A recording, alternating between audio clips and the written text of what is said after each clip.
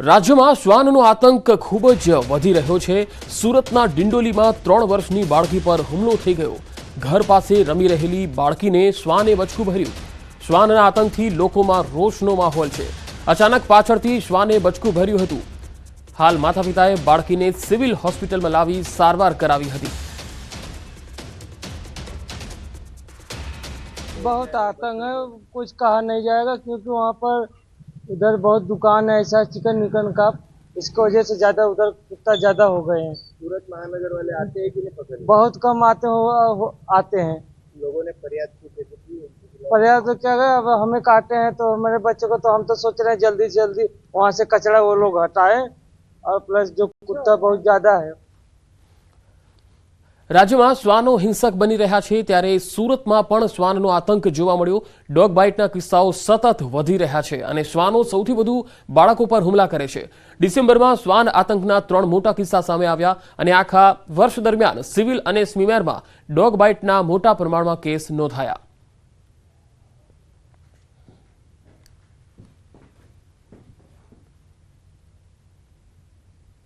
રાજ્યમાં ખાસ તો રાજકોટની જો વાત કરીએ તો રાજકોટમાં આજે પશુ નોંધણીનો અંતિમ દિવસ રવિવાર હોવા છતાં મહાનગરપાલિકામાં થઈ શકશે પશુ નોંધણી। અત્યાર સુધીમાં આશરે 8000 પશુઓની નોંધણી થઈ ગઈ છે। પશુપાલકોને નોંધણી માટે 60 દિવસનો સમય આપવામાં આવ્યો હતો। આવતીકાલથી નોંધણી ન કરાયેલા પશુઓ સામે થઈ શકે છે કડક કાર્યવાહી। પ્રથમ 2 માસ માટે પશુ રજીસ્ટ્રેશનની ફી ₹200 નિયત કરવામાં આવેલ છે। 2 માસ બાદ 4 માસ સુધી એટલે કે ત્યારબાદના બીજા 2 માસ દરમિયાન પશુ રજીસ્ટ્રેશનની ફી ₹1000 નક્કી કરવામાં આવેલ છે। આજે પશુ રજીસ્ટ્રેશન માટેનો અંતિમ દિવસ છે। આજે રવિવારનો દિવસ હોવા છતાં પણ જે છે અત્યારે જે મહાનગરપાલિકાની જે પશુ કચેરી છે એ અત્યારે કાર્યરત છે। તો મોટી સંખ્યામાં જે છે માલધારી સમાજના લોકો પણ પહોંચ્યા છે। કહી શકાય કે જે છે અત્યાર સુધીમાં આશરે 8000 જેટલા પશુઓનું રજીસ્ટ્રેશન કરવામાં આવ્યું હતું। હાલ આપણી સાથે અહીંયા જે છે આગેવાનો છે। શું કહેશો, તમે રજીસ્ટ્રેશન કરવા માટે આવ્યા છો? આજે રજીસ્ટ્રેશન કરવા માટે આવ્યા છો? ના, રજીસ્ટર ગાયો માટે રજીસ્ટર માટે આવ્યા છે કે જેથી કરીને અમારી ગાયો હચવાઈ રહે। કેવી ભીડ છે અત્યારે, કેવો માહોલ છે?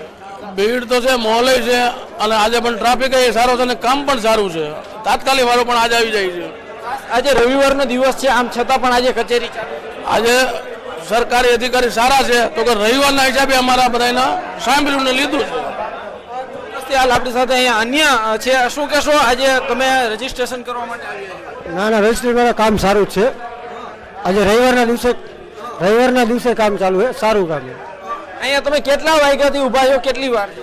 બસ અડધી કલાક જેવું થયું। 9:30 વાગ્યાના થયું। કહી શકાય કે અત્યારે મોટી સંખ્યામાં જે છે માલધારી સમાજના લોકો પહોંચ્યા છે। કહી શકાય કે છેલ્લા 60 દિવસથી આ રજીસ્ટ્રેશનની પ્રક્રિયા ચાલતી હતી। આજે અંતિમ દિવસ છે અને આજે જે રજીસ્ટ્રેશન નહીં કરાવે તો આવતીકાલથી જે છે જે પશુ વિભાગ છે તેમના દ્વારા આખરી કાર્યવાહી પણ કરવામાં આવશે અને આજે જે છે પ્રતિ પશુ દીઠ ₹200 જે ચાર્જ છે આવતીકાલથી ₹1000 થઈ જશે। હાર્દિક જોશી, ન્યૂઝ 18 ગુજરાતી, રાજકોટ। સુરતમાં વધુ એક યુવકના હાર્ટ એટેકથી મોતની શંકા સેવાઈ રહી છે। સલાબતપુરામાં 41 વર્ષના યુવકનું મૃત્યુ થઈ ગયું। રાત્રે જમ્યા બાદ છાતીમાં દુખાવો ઉપડ્યો હતો। છાતીમાં દુખાવો ઉપડતા પલંગ પર ઢળી પડ્યા હતા। સારવાર માટે નવી સિવિલ હોસ્પિટલ લઈ જવાયા હતા। મૃતક વિજય પંડિત લુમ્સના કારખાનામાં કામ કરતા હતા, જ્યાં ફરજ પરના તબીબોએ તેમને મૃત જાહેર કર્યા। જોકે હાલમાં તેમના મૃતદેહને પોસ્ટમોર્ટમ માટે ખસેડાયો છે। પોસ્ટમોર્ટમ रिपोर्ट बाद ज मौतનું સાચું કારણ બહાર આવી શકે છે।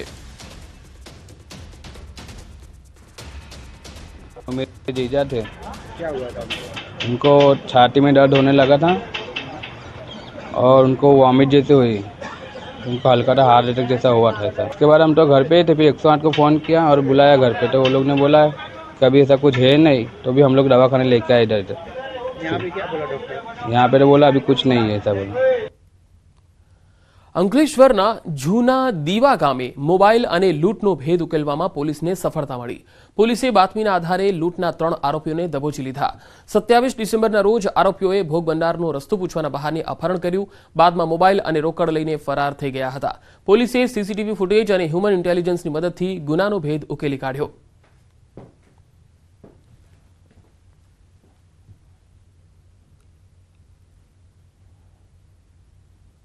એવી સ્પષ્ટ બાતની હકીકત મળતા તાત્કાલિક ટીમ રવાના કરવામાં આવેલ અને એમની પૂછપરછ કરતા અંકલેશ્વર લાવી ભાંગી પડેલ, જેના આધારે આ ત્રણેય આરોપીને હાલમાં અટક કરવામાં આવેલ છે તથા લૂંટમાં ગયેલ મોબાઈલ, 1700 રૂપિયા રોકડા તથા લૂંટમાં વપરાયેલ ચપ્પુ રિકવર કરેલ છે.